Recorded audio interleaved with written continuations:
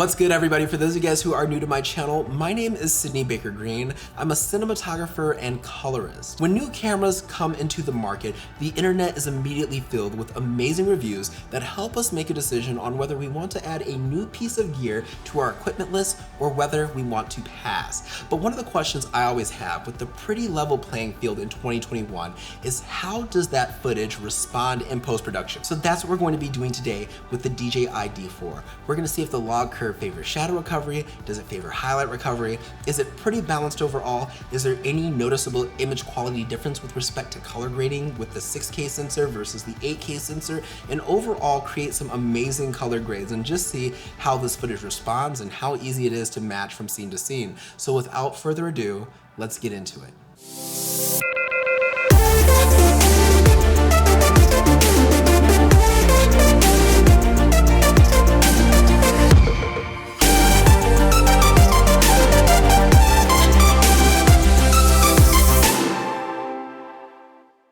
So now that we're in DaVinci Resolve, the first thing that I want to do is just kind of show you guys the color management that I'm going to be using in case you want to download this footage on your own and then go ahead and practice on it from DJI's website. You'll be able to follow along.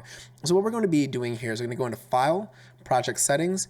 I already have my timeline resolution at 4K for the purpose of this tutorial so that when we zoom in on detail, when comparing the 6 to 8K, you're able to see that resolution difference and the detail difference. But here's what we're doing. We're changing from DaVinci YRGB to DaVinci YRGB Color Managed. And we're going to use a DaVinci Wide Gamut preset, and we're going to output our color space to Rec 709 2.4 because that is what my monitor is currently calibrated to right now. So whatever your monitor is calibrated to, or whatever your color space is on your monitor is what you're going to want to use this in. What this is going to allow us to do is it's going to allow us to just color manage perfectly into our output color space.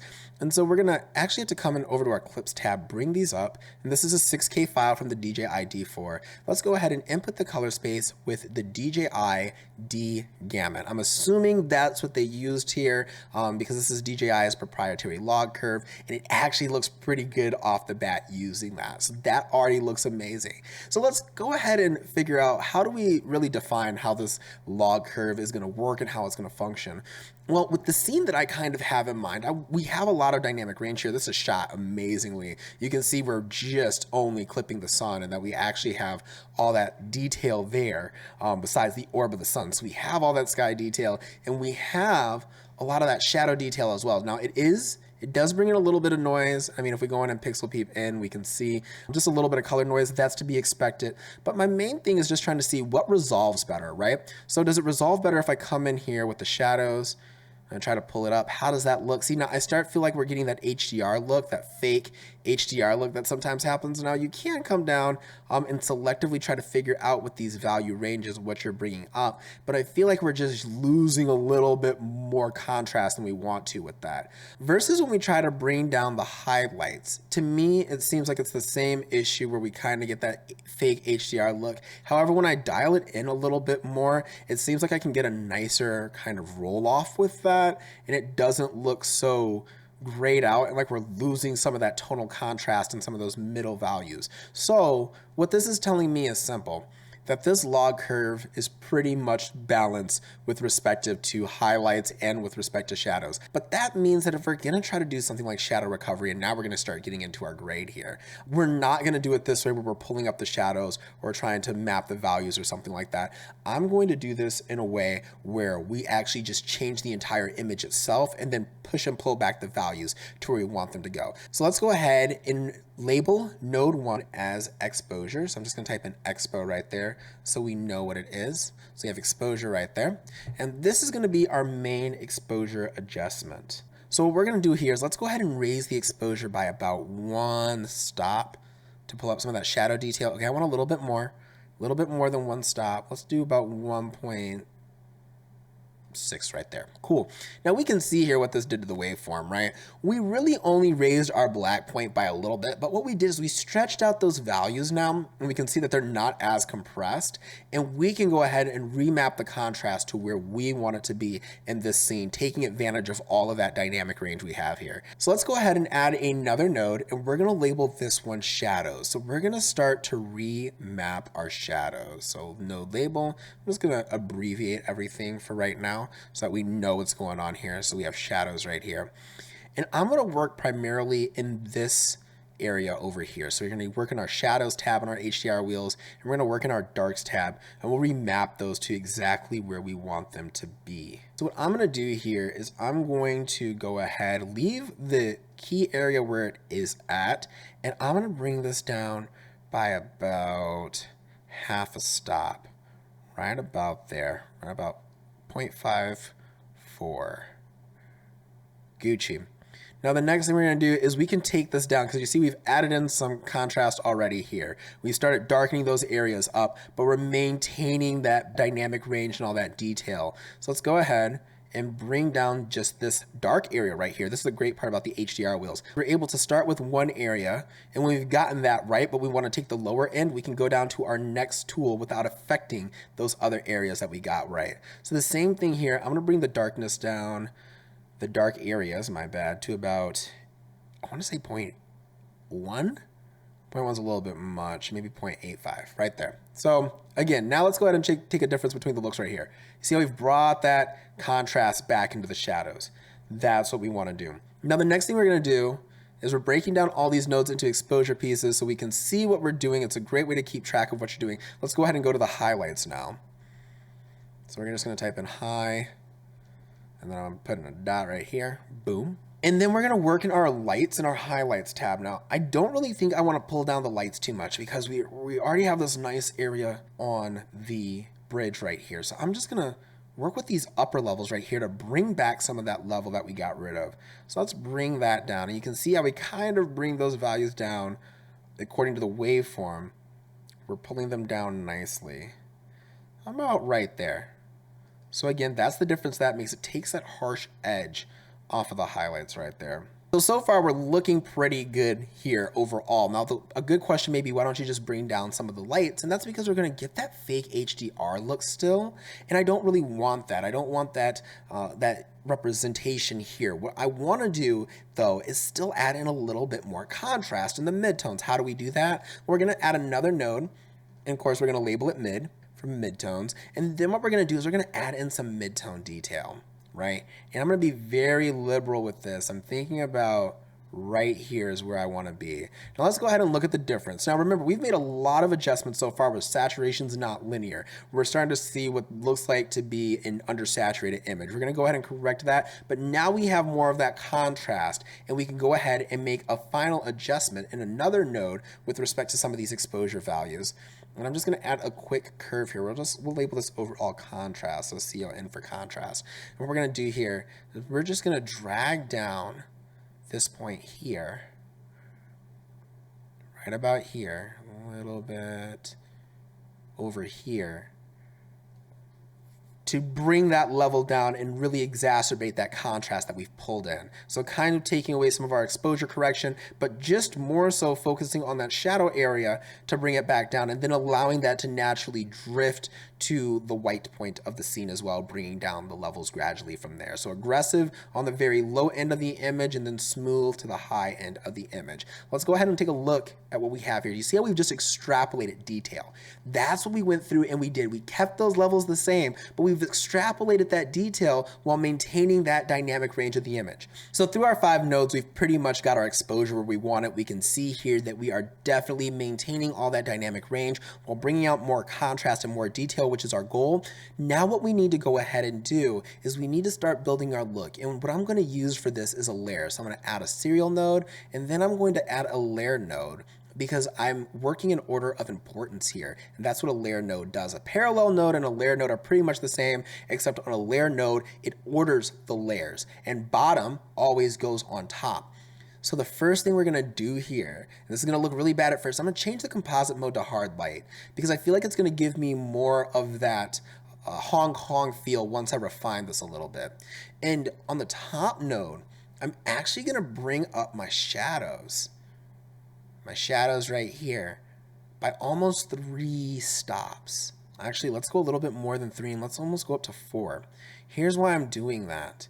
Because I want to maintain that detail that we have here. Now look at that. Now, even after that shadow refinement, you can still see that we're kind of still crushing on that bottom end here in this image. So let's just go ahead and pull up that black offset just a little bit to be a little bit nicer to that black point. Now, again, look at what we've done here and look at the difference that this makes here.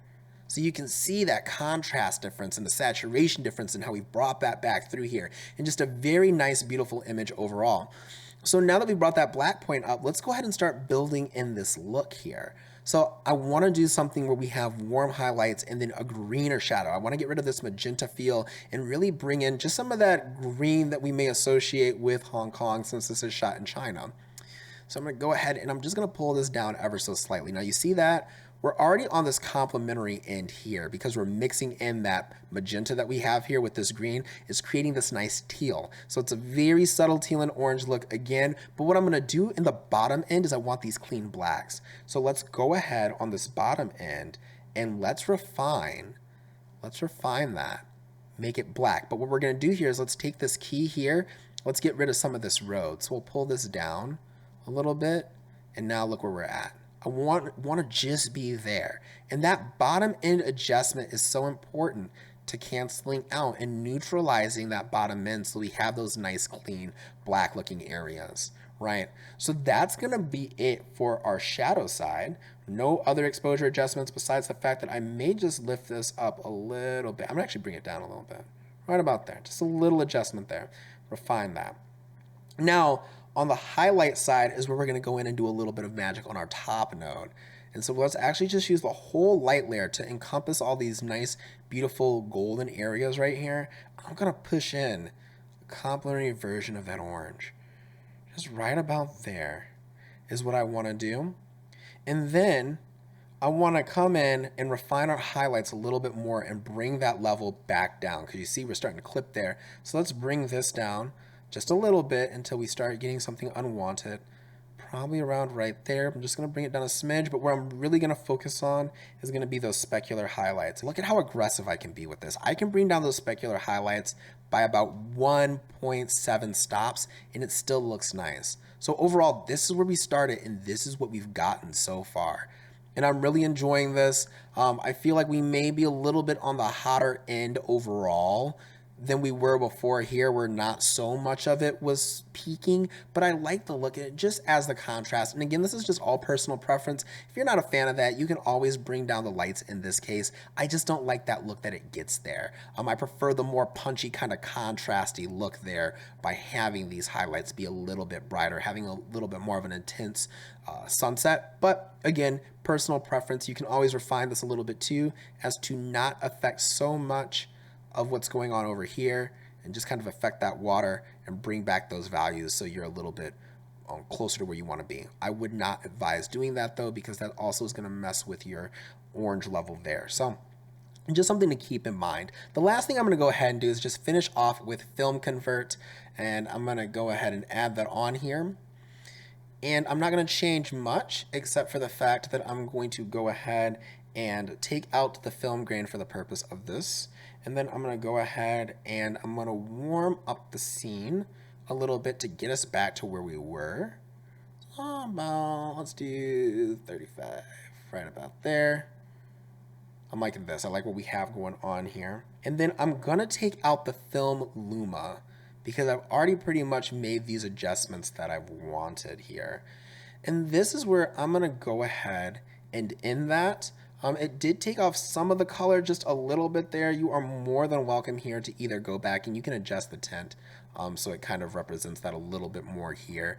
Just bring that tint down, you'll get those colors back. But I like the overall look and feel of this, where we started, where we ended, and all we did was just extrapolate the detail, extrapolate those lines there, and you can see we're not losing much at all when it comes to this grade that we have going on here.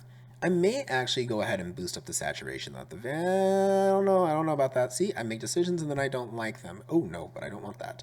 So what I can do here, because I want that to shine through a little bit more, is I'm actually going to go ahead and reset this and just come back to, see, this is why we break down everything, where I know I adjusted my shadows, and I'm going to push in that green just a little bit more aggressive so that it shines through on that teal end right there. That's going to be that final adjustment there. So now this is our grade. Let's just go ahead and quickly now take a look at some of the other clips here because we've gone through and we've graded them. Big thing here, night performance, right? I'm going to go ahead and I'm going to input my color space here again to the DJI D gamut. And you see here just beautiful overall contrast that's been added, but we can notice here that there's definitely some noise in this image. It's not bad by any means, and this is the 6K version. So we're zooming in. You can see we still have that ton of that detail. And all I'm actually going to do here is, here's a secret. If you have your clip selected and you have a middle wheel on your mouse, just go ahead and middle click that and it'll copy that grade over. I'm going to go ahead and throw this in.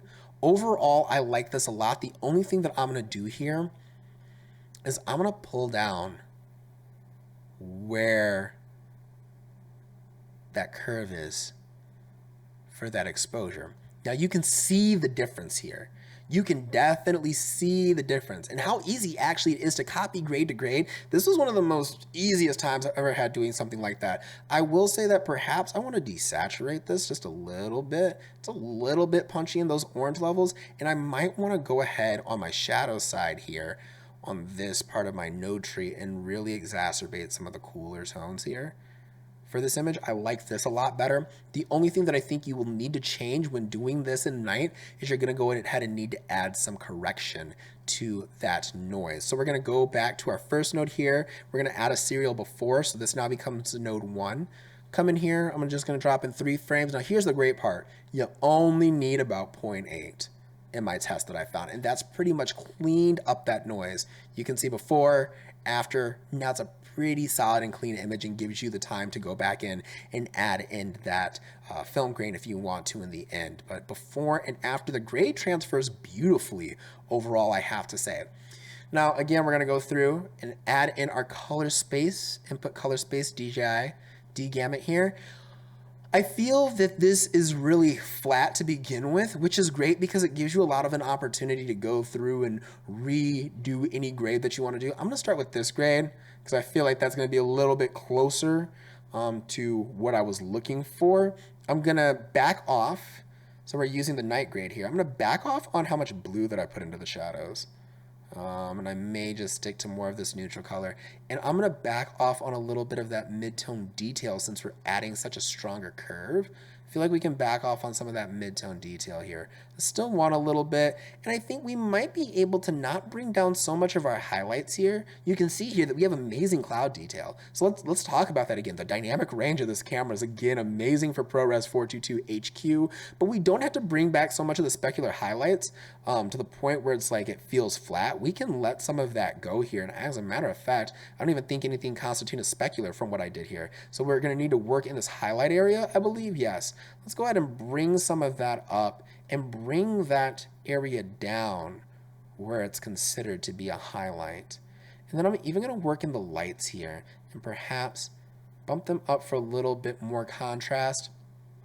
This is looking a little bit better to me.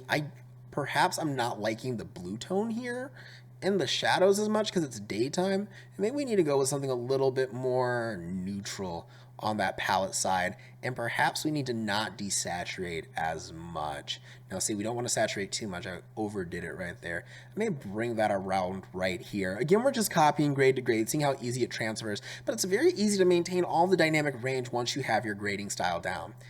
Here is where we're looking at our first 8K clip. I'm gonna, let's import into DJI D-Log for our input color space here. Boom. Okay, let's see, do I want to use this one? No. Let's use this one. Okay, so we're going to use the first one again, right? Here's the big thing when it comes to this file that I want you guys to notice here.